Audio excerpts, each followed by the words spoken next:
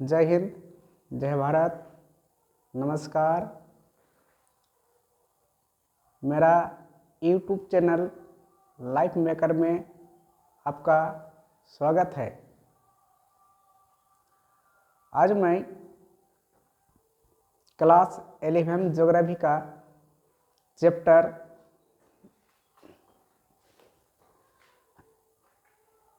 1 का चर्चा करेंगे। ये चैप्टर है भारत और स्थिति, यानी भारत पूरा विश्व में, यानी पूरा विश्व के मानचित्र में कहाँ पर स्थित है, हम इसे कैसे पता लगाएं, कैसे इसका जानकारी प्राप्त करें। तो चलते हैं,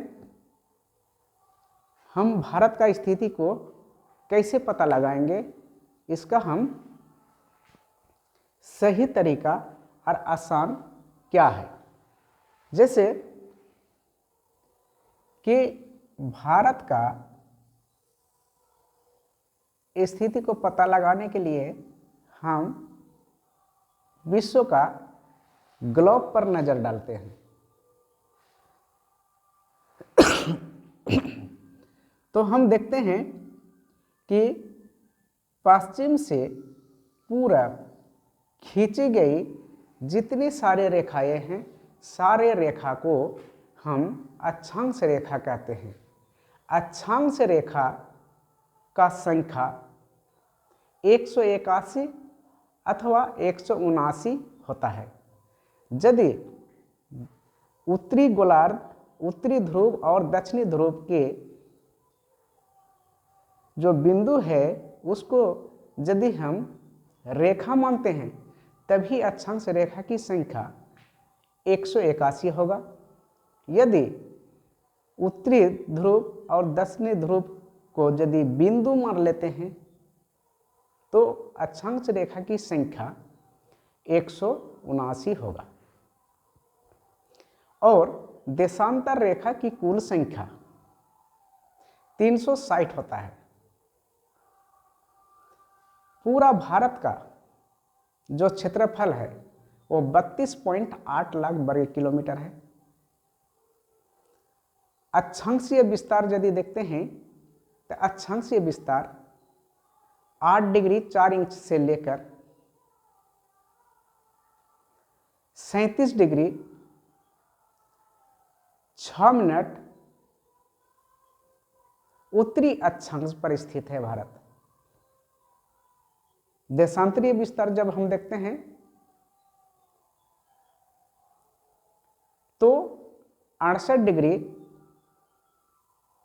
7 मिनट से लेकर 97 डिग्री 25 मिनट पूर्वी देशांतर पर भारत स्थित है। कर्क रेखा, ये जैसे कर्क रेखा भारत का बीचों बीच से गुजरी है।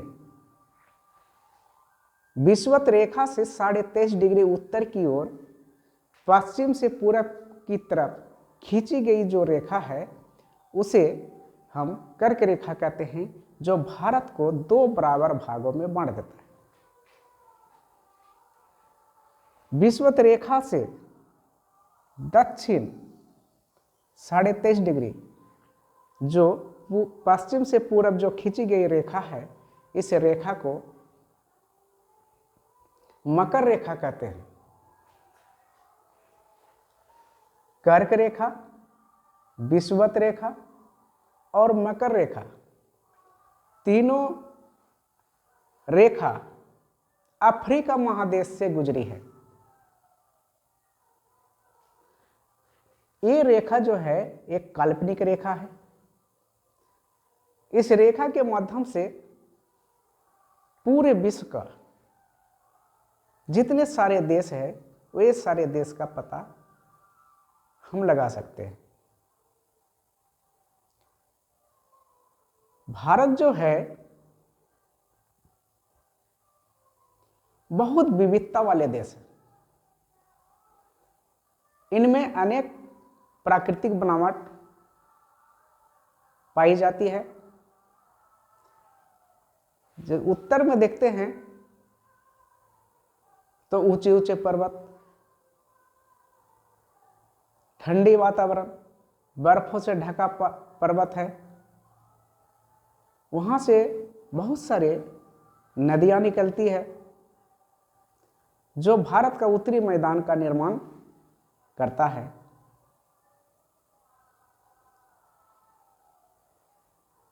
यदि भारत का पूर्वी भाग देखते हैं, वहां भी ऊंचे ऊंचे पर्वत है, पहाड़ है, पठार है, जैसे करबी एंगलोंग की पठार। तो भारत में पश्चिम तरफ देखते हैं तो मरुस्थल है। भारत का दक्षिणी भाग देखते हैं तो हिंद महासागर से पूरब तरफ देखते हैं बंगाल की खाड़ी, पश्चिम तरफ देखते हैं कि अरब सागर। पूरा विश्व में भारत एक ऐसा देश है जिस देश के नाम से समुद्र के नाम रखा गया है, हिंद महासागर। हिंद महासागर इसलिए रखा गया कि भारत को हिंदुस्तान कहते हैं और हिंदुस्तान के नाम से इस सागर का नाम हिंद महासागर रखा गया है।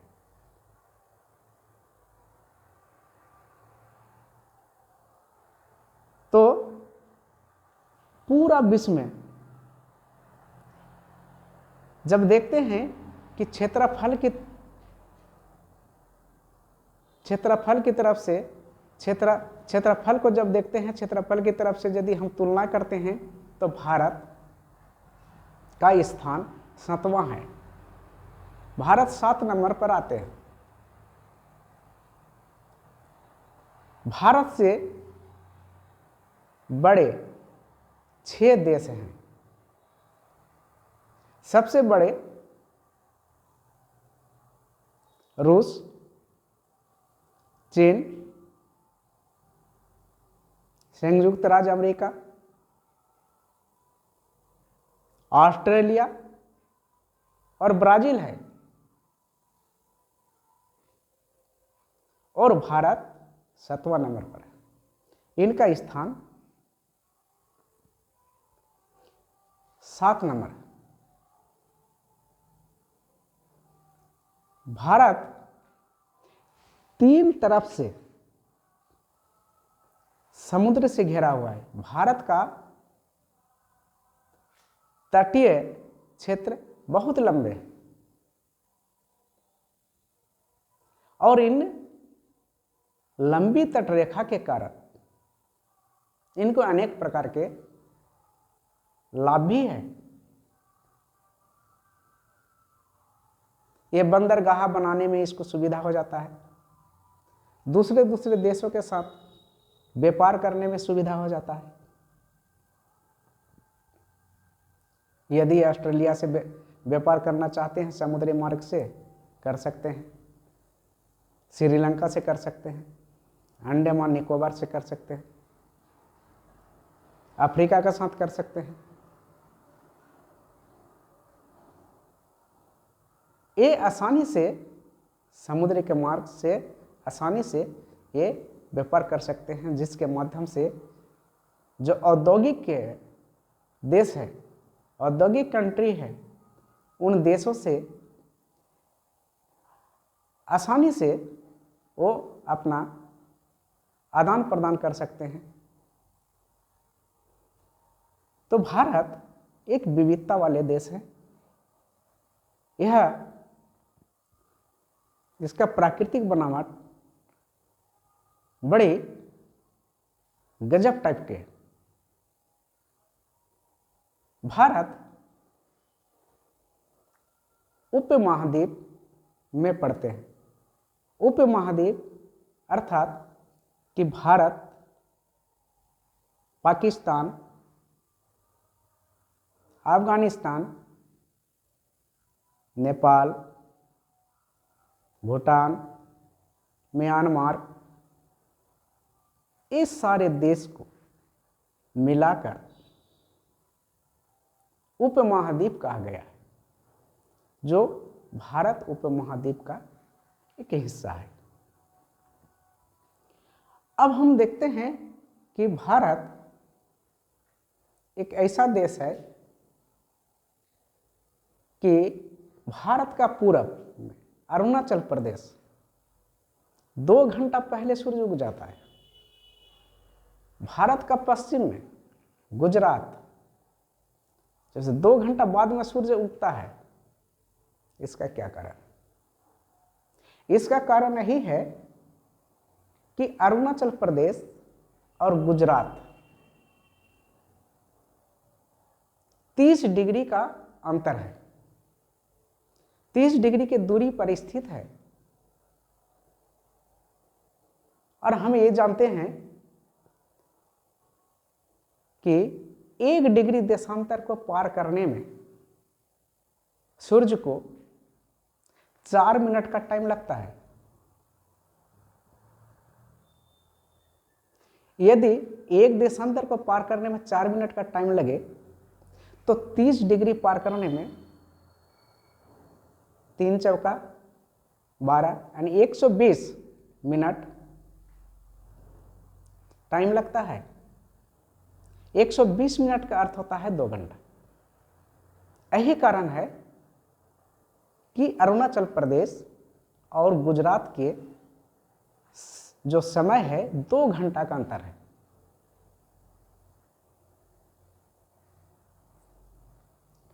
अब भारत का जो स्थिति है इसको हम भली भांति से एक बार फिर हम जानेंगे। जैसे कि पश्चिम से पूरब की ओर खींची गई जितनी सारी रेखाएं हैं वो ये सारी रेखा को हम अक्षांश रेखा कहते हैं, और उत्तर से दक्षिण जितनी सारी रेखाएं खींची गई है वो ये सारी रेखा को देशांतर रेखा कहते हैं। तो भारत की स्थिति को हम देखते हैं कि यहाँ पर हम देखते हैं कि भारत कहाँ पर स्थित है।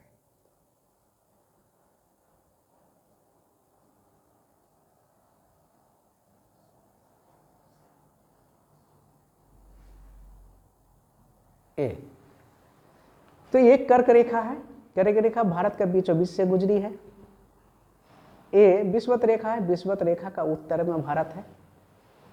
अब देखते हैं कि अक्षांश रेखा, ये पश्चिम से पूरब खींची गई जो रेखा है अक्षांश रेखा है। तो यहाँ भारत का सबसे दक्षिणी छोर है, दक्षिणी छोर है। ये 8 डिग्री 4 मिनट पर है ये अक्षांश। और सबसे उत्तरी अक्षांश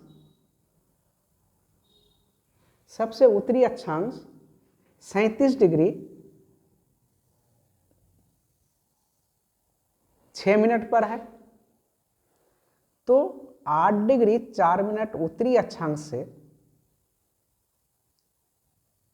37 डिग्री 6 मिनट उत्तरी अक्षांश तक। उत्तरी अक्षांश इसलिए कहते हैं कि विषुवत रेखा के उत्तर में पड़ता है। जब देशांतर रेखा को जब देखते हैं, देशांतर रेखा को जब हम देखते हैं तो ये 68 डिग्री भारत का सबसे पश्चिमी जो भाग है ये 68 डिग्री 6 मिनट पर है। और सबसे पूर्वी देशांतर को जब हम देखते हैं तो 97 डिग्री 25 मिनट पर है। और अक्षांश रेखा को देखते हैं तो 8 डिग्री 4 मिनट पर है। और उत्तरी अक्षांश को जब हम देखते हैं, तो 68 डिग्री 37 डिग्री 6 मिनट पर है। अब हम बढ़िया से हम इनको जान सकते हैं कि इतना के बीच में यानी 8 डिग्री 4 मिनट उत्तरी अक्षांश से 37 डिग्री 6 मिनट उत्तरी अक्षांश के बीच भारत है। देशांतर को जब हम देखते हैं तो 68 डिग्री 6 मिनट से लेकर 97 डिग्री 25 मिनट के बीच में भारत है। तो हम पूरा विश्व के ग्लोब पर हम देखते हैं, पूरा विश्व के मानचित्र पर देखते हैं तो भारत को हम अक्षांश से रेखा और देशांतर रेखा का जो विस्तार है उसके आधार पर हम इसको आसानी से हम पहचान सकते हैं, उसका स्थिति को हम जान सकते हैं। तो हम ग्लोब में अक्सर उत्तर से दक्षिण जितना सारा रेखा खींची गई है, ये सारे रेखा को हम देशांतर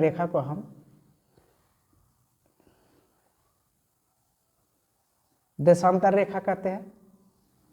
देशांतर रेखा कहते हैं। ऐसे ऐसी रेखा खींची रहती है, ऐसे ऐसे रेखा खींची रहती है, ये सारे रेखा को हम देशांतर रेखा कहते हैं। देशांतर रेखा की संख्या 360 होता है, ये मालूम है। और भारत का जो उत्तरी भाग होता है, उत्तरी भाग को कहते हैं उत्तरी ध्रुव और दक्षिणी वाले भाग को कहते हैं दक्षिणी ध्रुव। जो ये ठंडा प्रदेश है, यहाँ हमेशा सालों भर बर्फ जमा रहता है।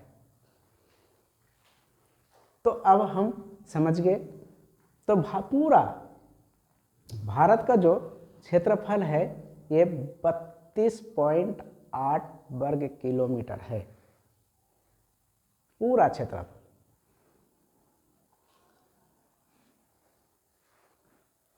अब हम